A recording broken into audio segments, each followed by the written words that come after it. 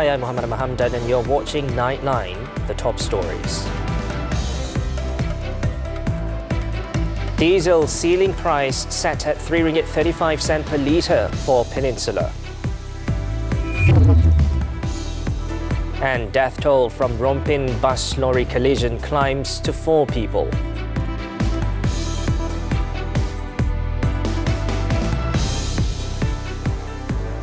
Good morning. The market price of diesel will be capped at RM3.35 per litre beginning June 10th in Peninsular Malaysia as part of the government's efforts to end leakages in subsidised items. Second Finance Minister Datuk Seri Amir Hamzah Azizan, in announcing the matter on Sunday, said this is the market price without subsidies based on the average for May 2024 according to the automatic pricing mechanism formula. He said with the rationalisation of subsidies, the government anticipates an immediate reduction in losses from leakage activities, leading to annual savings of RM4 billion. Keputusan mengenai penyasaran diesel bukanlah satu langkah mudah untuk diambil. Kerajaan melalui Kementerian Kewangan dan kementerian-kementerian dan agensi kerajaan yang berkaitan tidak terburu-buru, malah memberi perhatian khusus untuk mengkaji dan memastikan mekanisme terbaik bagi melindung sektor dan individu yang layak dibantu supaya kegiatan ekonomi tidak diganggu. He said for the following period, the current diesel price will be announced weekly, in line with the current practice of the Finance Ministry. Amir said the government would also continue to monitor the situation to avoid price instability. He said diesel subsidies have increased tenfold from RM1.4 billion in 2019 to more than RM14.3 billion in 2023. Despite the increase, the new price for diesel is among the lowest in the world, as it is sold at RM4 per litre in Thailand, RM4.50 in Indonesia, and nearly RM9 in Singapore.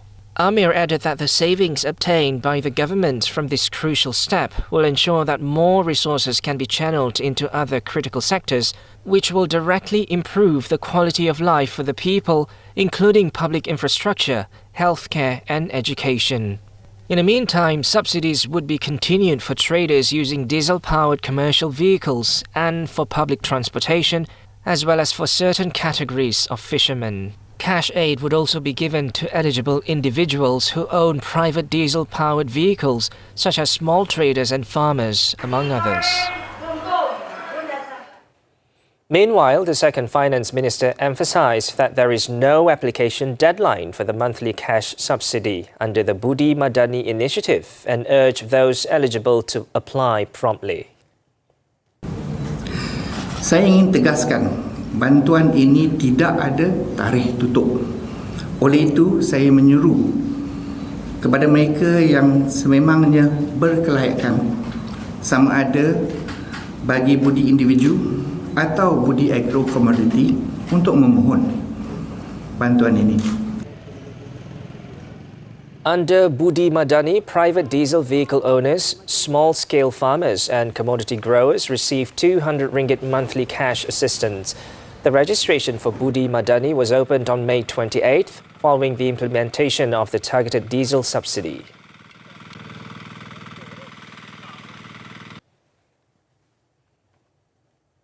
Meanwhile, public transport companies and those transporting goods which have obtained the subsidised diesel regulation system approval but have yet to receive their fleet card from fuel retailers are required to keep their diesel purchase receipts beginning Monday.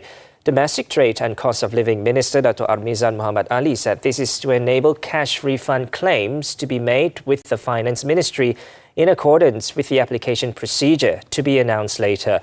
A total of 33 types of public and goods transport vehicles will continue to enjoy subsidised diesel through the use of fleet cards under the programme. Armizan also urged transport companies that are eligible but have yet to apply for subsidised diesel approval to do so immediately on the Ministry's website before applying for a fleet card from the preferred fuel company.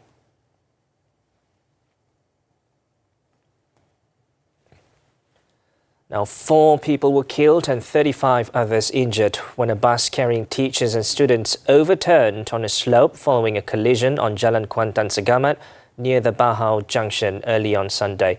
The latest dead victim was identified as 52-year-old Dahlia Ahmad, who passed away at 9:15 p.m. at the Tengku Ampuan Afzan Hospital in Kuantan.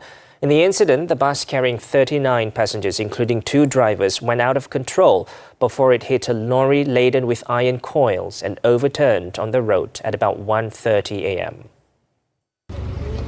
48-year-old teacher Hasnatul Adila Hassan died on the spot, while 29-year-old driver Adi Hassan died on the way to the hospital. The third victim was 60-year-old Hamzah Ahmad, a school employee who died after being admitted to Tengku Ampuan Afzan Hospital in Kuantan.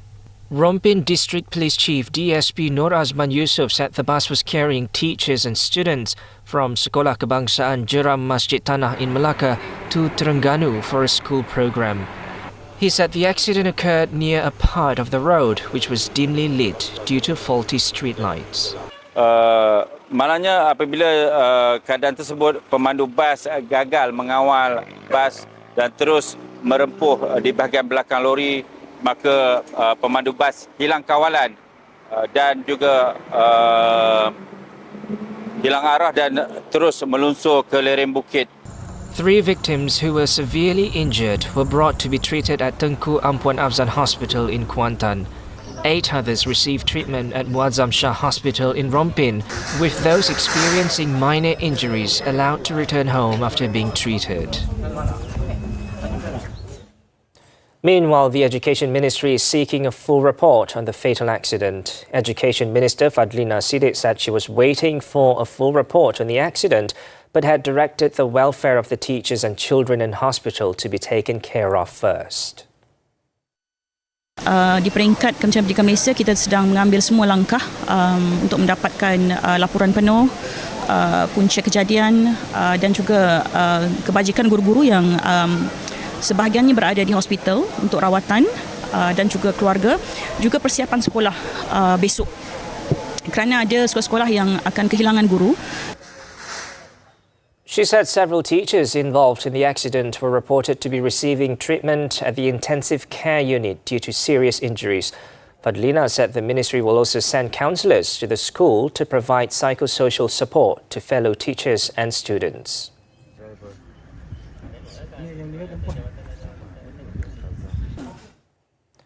The Jalan Cheras flyover, which was rumoured to have a crack, has been confirmed to be sturdy and safe. The Works Ministry, in a statement, said this follows an immediate on-site inspection conducted on Saturday night by the Malaysian Highway Authority, the Setiawangsa Pantai Expressway concessionaire and a consultant, which found no cracks in the structure.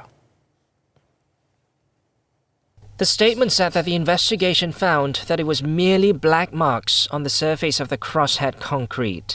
It explained that the construction method of the crosshead portal involves multiple casting, and black marks had accumulated at the dry joint and there were no cracks in the structure. It added that following the investigation, the structural integrity has been confirmed to be strong and safe. Works Minister Datuk Sri Alexander Nantalinggi also visited the location of the suspected crack and was given a detailed explanation regarding the black marks on the concrete surface. Following the inspection, he said the ministry is fully satisfied with the reports from experts who found no problems with the structure. Nevertheless, he said monitoring devices would be installed immediately on the flyover structure at Jalan Cheras as a proactive measure to monitor the situation over the next few weeks for any sign of movement or cracks. On Friday, a user on social media site X expressed concerns over alleged cracks on the flyover based on 2 viral photos. Nanta responded to the post and directed the relevant authorities to conduct an immediate inspection on the structure. The Malaysian Anti-Corruption Commission MACC is on the lookout for several more individuals involved in the container tax evasion case, including a Singaporean national believed to be the mastermind behind the scheme. MACC Chief Commissioner Tan Sri Azambaki said police would seek the cooperation of the Singaporean authorities to locate the suspect. Rasa saya tak ada keperluan lagi untuk minta bantuan Interpol. Kita dapat menjejak di mana mereka. Ada salah seorang itu adalah daripada warga negara Singapura dan kerjasama dengan pihak Singapura akan kita bolehi. Azam was met after attending the MACC Chief Commissioners Cup 2024 anti-corruption debate competition at University Technology Petronas in Seri Iskandar on Sunday. Previously, 7 people, including civil servants involved in the investigation being dubbed the Flying Container Case, were detained during op transit on Thursday. All of those detained are suspected of colluding with an import smuggling syndicate at Port Klang, resulting in an estimated tax loss of approximately 3.5 billion ringgit to the country. And on another matter, Azam revealed that the investigation into the fraud involving more than 600 hectares of Malay reserve land in Perak is underway, with more witnesses expected to be called up. He said former Perak executive councillors would also be summoned to assist in the investigation. Dan saksi-saksi lain yang terlibat ni akan dipanggil, terutama sekali mereka yang ketika itu bertugas Pejabat Tanah dan Galian. Dan juga termasuk juga minit-minit surat yang berkaitan yang mana telah dibawa ke insan Expo. Jadi Expo ketika itu akan dipanggil untuk memberi keterangan bagi membantu siasatan. On April 30th, a former Deputy Registrar of Titles at the State Land and Mines Office was charged at the Ipoh Sessions Court for altering the status of 649.2 hectares of Malay reserve land in the Setiawan sub-district in Manjung 12 years ago. The 64-year-old was charged with deceiving the Perak Agricultural Land Board and making it believe that the land in Setiawan was not a Malay reserve land through a data correction form on March 25, 2011. A property company managing director was remanded for 3 days concerning the case, but was released on May 30th. Moving on, the lawyer for the parents of murder victim Zayn Rayyan Abdul Matin hopes to meet his clients before the remand period for the couple ends. Fahmi Abdul Moin said he will submit a second application to the police on Monday after police failed to respond to the first application, which was submitted last week. Pihak kami, peguam-peguam, masih lagi belum menerima maklum balas daripada pihak PDRM berkaitan dengan permohonan pertama yang telah dimajukan minggu lepas. Seperti mana arahan magistrat pada tarikh sambung riman 7 Jun yang baru-baru ini, Mahkamah Magistrat telah mengarahkan pihak PDRM untuk respons kepada permohonan bertulis kami sama ada membenarkan ataupun menolak serta memberikan alasan-alasan mereka jika ia ditolak. Justru pihak kami bercadang untuk memajukan sekali lagi permohonan yang sama. Jangkaan adalah besok. Fahmi, who is also a former deputy public prosecutor, was appointed last week as the couple's new counsel after their former counsel explained that he would no longer be representing them as of last Tuesday. The duo were detained by police 2 weeks ago to assist in the 6-year-old boy's murder investigation. On Saturday, Selangor Police Chief Dato' Hussein Omar Han said inconsistencies in the statements provided by the couple, as well as other witnesses, led police to obtain a remand extension against them.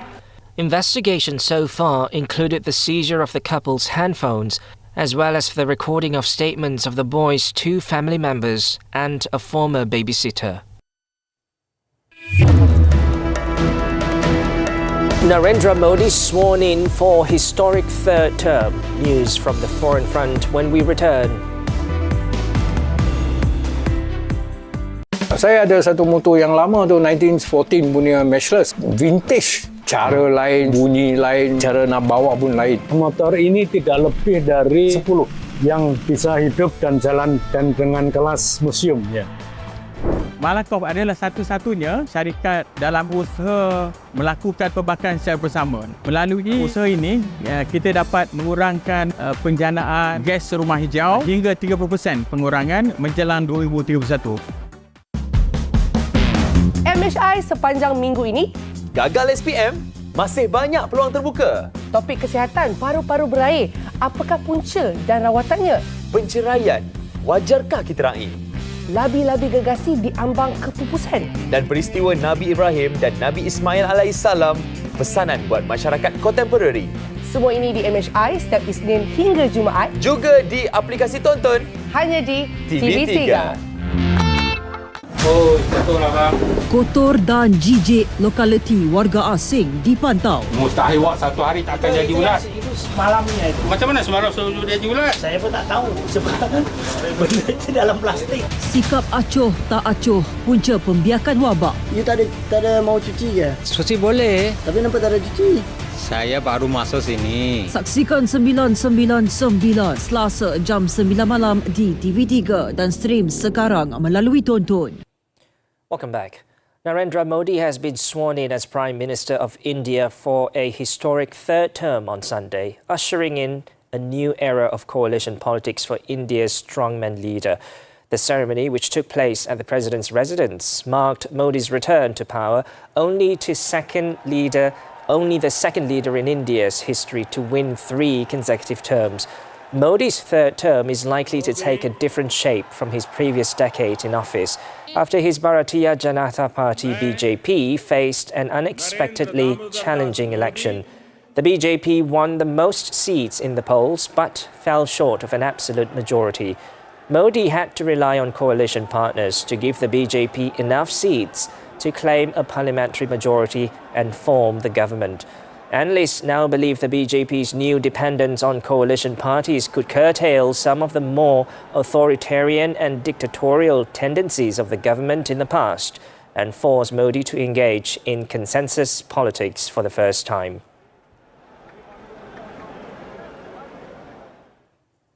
Zionist forces pounded central Gaza anew on Sunday, just a day after they killed 274 Palestinians during a hostage rescue raid and as tanks advance further into areas of Rafah.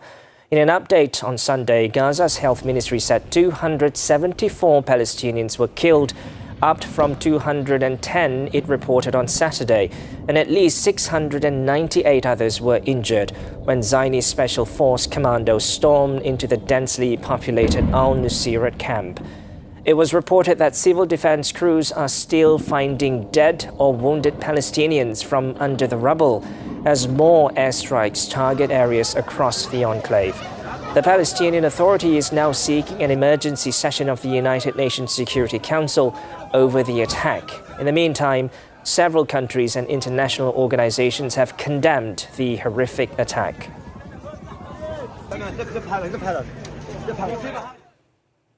Voters in 21 European Union countries will conclude a 4-day election for the European Parliament on Sunday, which is expected to shift the Assembly to the right and boost the numbers of Eurosceptic nationalists. The election began on Thursday in the Netherlands and in other countries on Friday and Saturday, but the bulk of EU votes are being cast on Sunday, with France, Germany, Poland and Spain opening the polls, and Italy holding a second day of voting to elect 720 members of the European Parliament. Seats in the Assembly are allocated based on population, ranging from 6 in Malta and in Luxembourg to 96 in Germany. The election will shape how the European bloc confronts challenges including a hostile Russia, increased industrial rivalry with China and the United States, climate change and immigration.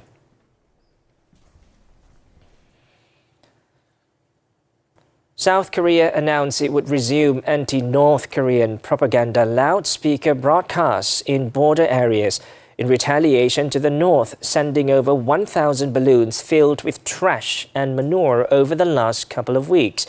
Seoul's presidential office in a statement said following an emergency security meeting led by South Korean National Security Director Chung Ho-jin on Sunday, officials decided to install and begin the loudspeaker broadcasts. Chung and other South Korean security officials berated Pyongyang for attempting to cause anxiety and disruption in South Korea and stressed that North Korea would be solely responsible for any future escalation of tensions between the Koreas. With the loudspeakers, South Korea may blare anti-Pyongyang broadcasts, K-pop songs and outside news across the rival's heavily armed border. At the same time, Seoul's military on Sunday said North Korea has sent hundreds more trash-filled balloons across the border in a fresh blitz.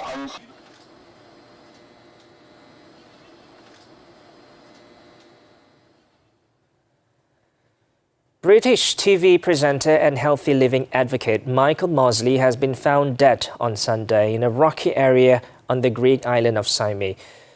Police said that the body of a person believed to be Mosley had been found 10 meters away from the sea near Asia Marina and about 15 meters from his destination. The body was believed to have been dead for a number of days, and authorities have ruled out any possibility that the death was the result of a criminal act. Mosley, 67, had been missing since Wednesday after he went for a walk alone along a coastal path in searing heat. He has appeared on British programs including the BBC series Trust Me, I'm a Doctor, the BBC's The One Show and ITV's This Morning.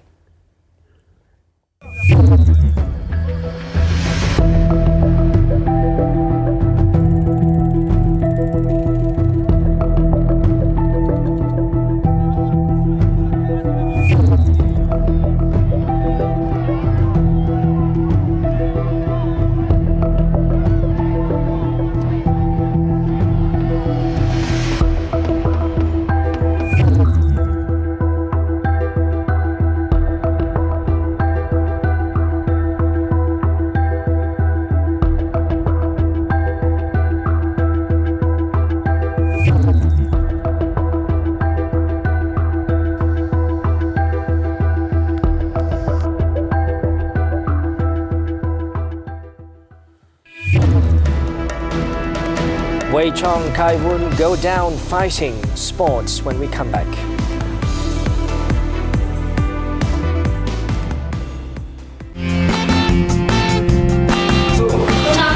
Saya nak RM5 je, saya nak pinjam duit RM5 je. 4 suspek ditahan bagi membantu siasatan kes bunuh isteri seorang anggota polis. Semasa si mati itu ditikam, si mati itu menjerit. Jadi saya angkat bantal tu, saya ada nampak kesan darah dekat leher dia.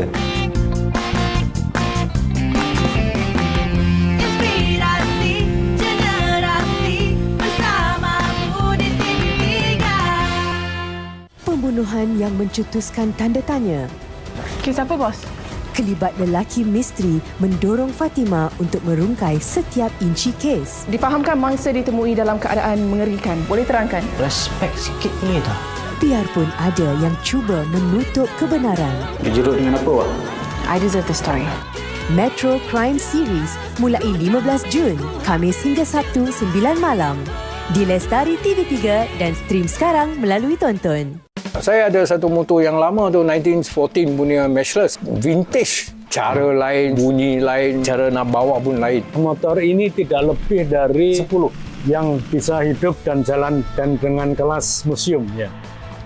Malakoff adalah satu-satunya syarikat dalam usaha melakukan pembakaran secara bersama. Melalui usaha ini, kita dapat mengurangkan penjanaan gas rumah hijau hingga 30% pengurangan menjelang 2031.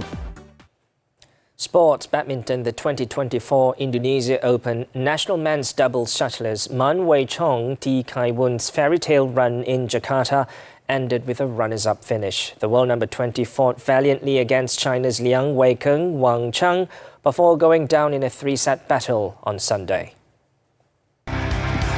Wei Chong Kai Woon had a promising start, taking the first set 21-19.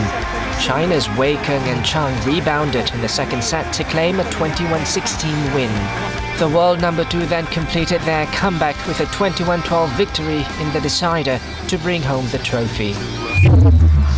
Earlier, world number 2 Shi Yuqi clinched his first Indonesia Open title on Sunday after triumphing over Danish shuttler Anders Antonsen in the final.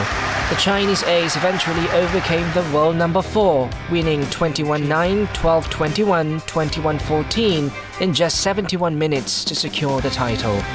The victory sees Yu Qi becoming the first Chinese men's single player to win the Indonesia Open since the 1980s. Earlier, South Korean women's doubles Baek Ha-na Lee So-hee defended the title after defeating top-seeded Chinese duo Chen Xingchen Jia Yifan in straight sets. The world number 2 pair dominated the game, winning 21-17, 21-13 in just 57 minutes. And on to tennis now. The 2024 Roland Garros world number 1 Iga Świątek extended her French Open reign on Saturday as she thrashed Jasmine Paolini in a straight set win to claim her 3rd successive Roland Garros title. Świątek faced a challenging start, trailing early in the game as the Italian broke her serve and gained an early advantage. However, the 23-year-old Polish's response was swift and brutal, as she quickly regained her composure and dominated the next 10 games in a row to clinch the set. Świątek then closed out the match with a commanding 6-2, 6-1 victory in just 69 minutes. The win sees Świątek become only the 4th woman to capture 4 Roland Garros singles titles in the Open era, and also the first player to claim 3 consecutive women's titles in Paris since 2007.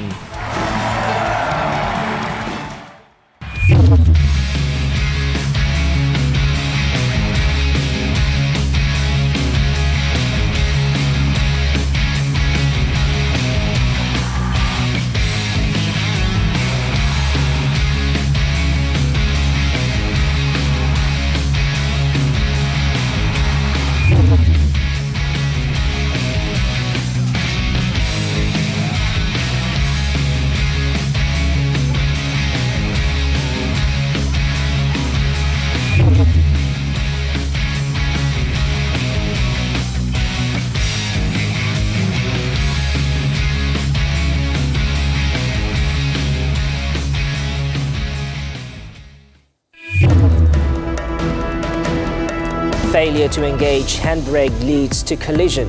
The details after this short break. Oh, betul lah bang. Kotor dan jijik lokaliti warga asing dipantau. Mustahil wak satu hari tak akan jadi ulat. Itu semalamnya itu. Macam mana semalam suruh dia jadi ulat? Saya pun tak tahu sebab benda itu dalam plastik. Sikap acuh tak acuh punca pembiakan wabak. You tak ada mau cuci ke? Cuci boleh. Tapi nampak tak ada cuci. Saya baru masuk sini. Saksikan 999 Selasa jam 9 malam di TV3 dan stream sekarang melalui Tonton. Mira nak kongsikan sedikit panduan keselamatan anak ketika di luar rumah. Pastikan keadaan sekeliling, pantau pergerakan anak dan jangan biarkan mereka berkeliaran jauh daripada anda. Elakkan pemakaian barang kemas yang berlebihan. Yang terakhir, boleh bawa whistle bersama. Jerit sekuat hati atau tiup whistle untuk menarik perhatian orang sekeliling sekiranya diganggu atau merasa terancam. Dapatkan pelbagai informasi bermanfaat bersama Nona setiap Ahad jam 2 petang di TV3. Saya nak RM5 je, saya nak pinjam duit RM5 je. 4 suspek ditahan bagi membantu siasatan kes bunuh isteri seorang anggota polis. Semasa si mati itu ditikam, si mati itu menjerit. Jadi saya angkat bantal tu, saya ada nampak kesan darah dekat leher dia.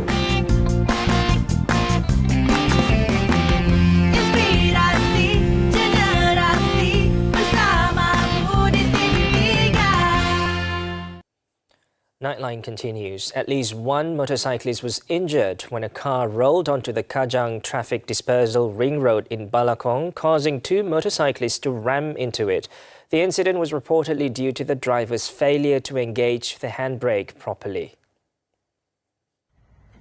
Kajang District Police Chief Assistant Commissioner Muhammed said the incident occurred at 8:20 a.m. on Friday after the 34-year-old local driver parked his vehicle at a nearby vehicle service centre. The car reversed out of the premises onto the main road, causing 2 motorcycles to hit the left side of the car. Both motorcyclists sustained injuries, but only one victim, a 31-year-old woman, has lodged a report so far. Zaid said an investigation will be carried out, focusing on failing to turn off the vehicle engine or engage the brakes upon exit.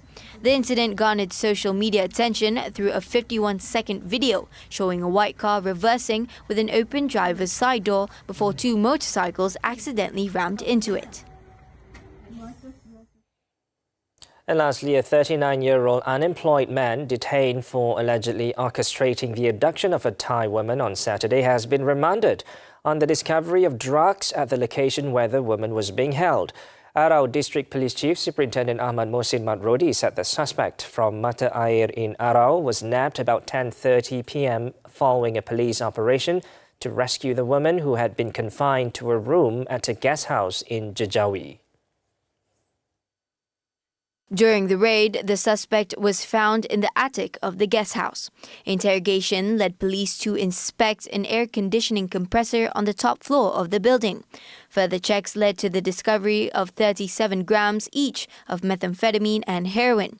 Urine tests on the suspect came back positive for methamphetamine. The suspect also has 3 drug-related offences dating back to 2008. Previously, the suspect was among 3 people, including 2 women aged 30 and 38, detained for kidnapping the 36-year-old Thai woman in Jajawi. The victim was abducted together with her 18-year-old boyfriend in Gunung Kuriang, Kedah, reportedly due to an unresolved debt of 2,000 ringgit.